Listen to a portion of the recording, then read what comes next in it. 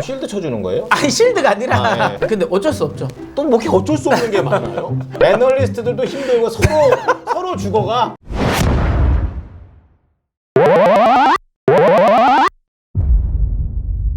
자, 6월의 마지막 주 두 번째로 많이 커버됐던 종목을 한번 소개합니다. 바로 이 화장품 아모레퍼시픽. 이거 용산에 있어요. 굉장히 큽니다. 잘 나가는 회사인데 요즘 화장품 좋나요? 어쨌든간 3개의 증권사 키움 그리고 하나투자증권, 하나증권 이렇게 3개가 커버를 했고 제일 낮은 목표 주가가 바로 14만 원입니다. 하향 조정해버렸고요. 제일 비싼 게 16만 5천 원. 자, 거기서 거기다 이렇게 좀 볼 수가 있는데요. 내용들 보게 되면 전 이런 거 되게 싫어요. 이게 지난번 때도 그랬지만 개인적으로 개인 투자자가 봤을 때 알아먹기 힘든 글들을 쓰는 거. 네. 이게 격하게 화가 나는데. 그래서 제가 그때 이야기했잖아요. 네. 이거 원래 보고서 자체가 개인들 보라고 한 건 아니라니. 그러니까 그렇게 더 열받아. 니들은 그냥 우리가 말해준 걸 듣고 사면 된다. 약간 이런 느낌이라 싫어요. 자, 어쨌든 힘내셔야 됩니다, 개인들. 자, 매출 상계라는 표현이 나오는데 이게 도대체 뭡니까? 뭐 사실 어렵게 생각하실 필요는 없고요. 네. 그냥 뭐 소급 적용이라고 그냥 쉽게 생각하시면 돼요. 원래 매출에서 네. 원래 빼야 됐었던 걸 상대적으로 안 빼고 있던 걸 이번에 그냥 빼는 거. 그러니까 이게 지금 아모레퍼시픽 같은 경우는 앞서 이제 물량을 출하를 시킨 거예요. 예. 근데 이제 출하를 했으니까 매출에 잡혀 있었겠죠. 그렇죠. 근데 그게 이제 안 팔리고 재고로 쌓였단 말이에요. 예. 근데 어쨌든 매출은 유지가 된 거예요. 출하가 됐으니까. 예. 근데 그 지금은 그 재고 조정이 나오면서 그 매출 자체를 좀 빼는 거. 예, 그런 식으로 이제 나오면서 매출이 이제 상계됐다라고 보시면 돼요. 안 팔려서 팔릴 줄 알았는데 안 팔린 겁니다. 악재네요. 악재 하나. 근데 이게 대부분 특별한 악재는 아니고요. 네. 이런 것들 대부분 이제 장부상의 움직임이라서 지금 실드 쳐주는 거예요? 아니 실드가 아니라 예. 실제로 이거는 그냥 일회성 비용으로 따집니다. 그래서 이거를 일회성. 주식을 볼 때 예. 이거 가지고는 엄청나게 크게 뭔가 문제를 삼는 건 아닙니다. 그래서 이거는 크게 문제될 건 없어요. 네. 그렇군요. 자, 그러면 매출 상계는 알겠고요. 프리미엄 라인, 그러니까 이 프리미엄 싼 화장품들 쉽게 얘기하면 중국에서 다 따라해가지고 네. 이제는 다시 갔을 때 중국 애들 더 잘 만들어요. 맞아요. 참 애들 손재주는 좋아요. 근데 중요한 건 이거예요. 프리미엄 라인이 흔들리고 있다. 네. 이제 설화수, 이 백화점 1층 가면 있는 것들 네. 적자 전환했대요. 네. 그럼 그나마 있던 중국 경쟁력이 여기에서마저 깨졌구나 이렇게 봐야 되는 건가요? 저는 명확하게 그렇게 봐야 되지 않을까. 제가 맞았네요. 왜냐하면 네. 설화수가 처음에는 방판으로 인기가 있었던잖아요. 그래요? 근데 이게 아무래도 코로나 시대에 들어가면서 못 가지. 적극적인 영업을 못 했어요. 네. 그럼 코로나가 풀렸을 때 그럼 이게 다시 이제 방판을 했을 때 잘 팔릴 거냐라고 하는데 네. 그 기간 동안 사실 설화수에 대한 인기는 떨어질 수밖에 없어요. 화장품도 결국은 유행을 타는 걸 수밖에 없거든요. 당연하죠. 그리고 다른 회사들은 이거 뭐 가만히 있는 게 아니잖아요. 그렇죠. 계속 프리미엄 라인을 계속 만드는 거고 그리고 제가 그때 앞서 이 이야기를 언제 드렸는지 모르겠는데 일단 기본적으로 중국 소비자들이 이제 눈높이가 높아졌어요. 그러니까 중저가 모델들은 그냥 중국 거 자국 내 걸 사요. 그리고 지금 프리미엄 라인은 굳이 우리나라 걸 사지 않아요. 오히려 유럽 걸 삽니다. 아예 좋은 거. 네, 아예 뭐 로레알이라든지 뭐 그런 거 SD 로더라든지 이런 거 사버리거든요. 그래, 나도 그러겠다. 그러다 보니까 지금 오히려 우리나라의 그 프리미엄 라인이 지금 어정쩡해졌어요. 그래서 지금 이 아모레퍼시픽 같은 경우는 우리나라나 중국이 아니라 유럽과 미국에 좀 진출을 하려고 하는 거거든요. 그래서 그쪽의 성과를 봐야 되고 중국은 제가 보기에는 계속 중국 판매량이 떨어질 거예요. 왜냐하면 사람들은 화장품이라는 건 인식이 한번 좀 부정적으로 비춰지면 그다음부터 잘 안 쓰거든요. 그러니까 이거 드라마 같은 거 좀 빨리빨리 팔아가지고 이거 할 때 그 주인공이 설화수 좀 바르고 CF 좀 찍고 이런 거 해야 되는데 맞아, 그렇게 해야 되죠. 중국 진짜. 하여튼간 그럼 여기서 연결해가지고 이거 내용을 보면은 이제 중국어에 대한 의존도를 떨어뜨리면서 다각화한다는 의미에서 이제 미국 가려고 애쓴단 말이에요. 네네. 경쟁력이 저는 없을 것 같거든요. 왜냐면 중국은 솔직히 약간 문화적으로라도 우리가 조금 전 솔직히 앞선다고 생각해요. 그러니까 너무 국뽕인가? 어쨌든간. 우리나라 거가 좀 더 이제 좋게 생각하는 게 있죠. 그때 한류가 있었으니까. 근데 지금은 아니고 그렇다고 그렇죠. 또 미국 나가서 이렇게 한다고 해서 미국이나 유럽에는 화장품 레벨은 전 기본적으로 높다고 생각해요. 그거 만약에 할 수 있었다면 처음부터 중국 가지도 않았겠지. 그래서 중국의 판매처럼 미국으로 사업 다각화 하는 게 긍정적이냐라고 물어보고 싶습니다. 일단은 이거는 뭐 선택의 문제는 아니고요. 그 필수죠. 왜냐하면 이거 우리나라나 그 다음에 지금 중국에서 매출이 떨어지는 상황에서 미국을 파야 되는 건 맞아요. 네. 그러니까 뭐 당연히 해야 되는 일이긴 한데 그런다고 해서 결과가 좋아질까? 뭐 지극히 제 개인적인 생각인데 저도 지금 앵커님이 이야기하신 거랑 똑같은 생각이에요.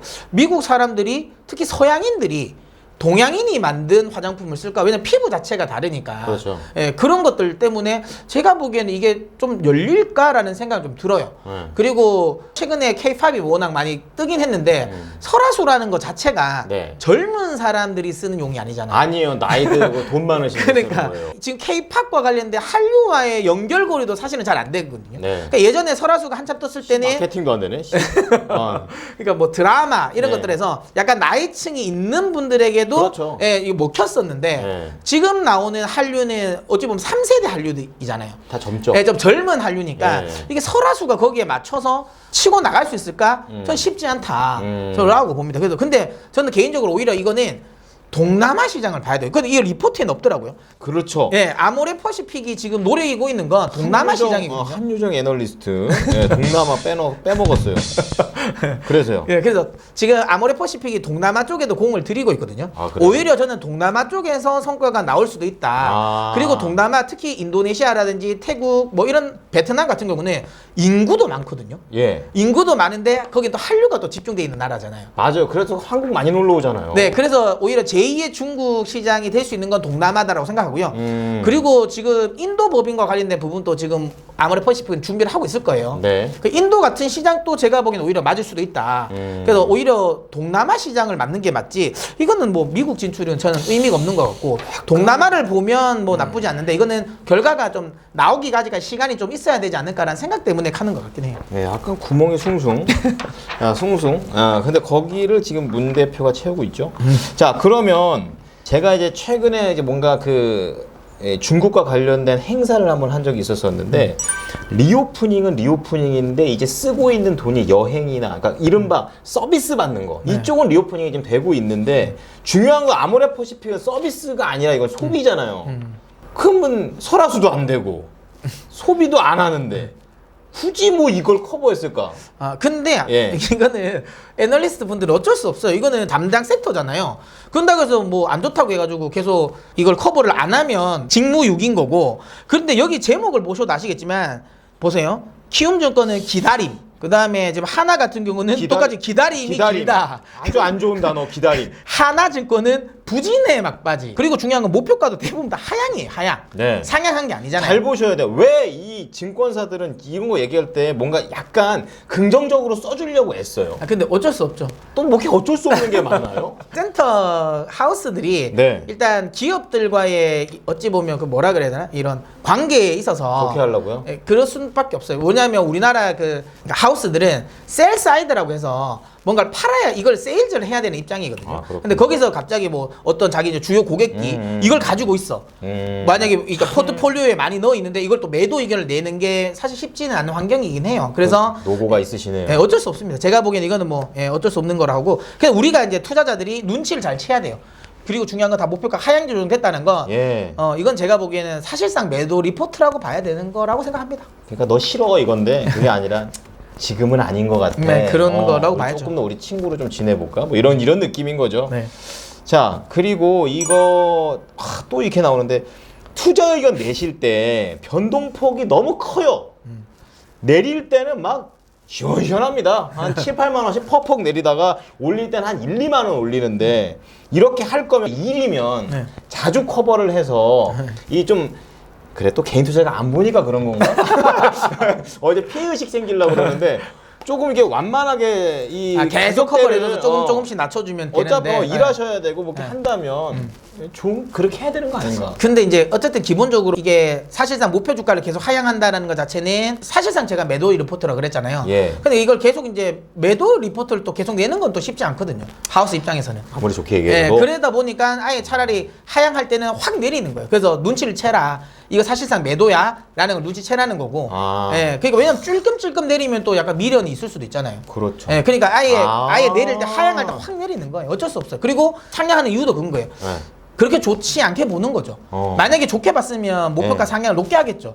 근데 이거는 이제 기본적으로 이제 매도 리포트라고 인식하고 보셔야 되지 않을까 싶습니다. 이 한유정 애널리스트의 이런 힘듦이 그리고 이분을 포함해서 굳이 안 사고 싶은 종목을 커버해야 되는 그런 어쩔 수 증권사 없어요. 애널리스트들의 예, 고충입니다. 노고와 고충이 느껴지는 아모레 퍼시픽입니다.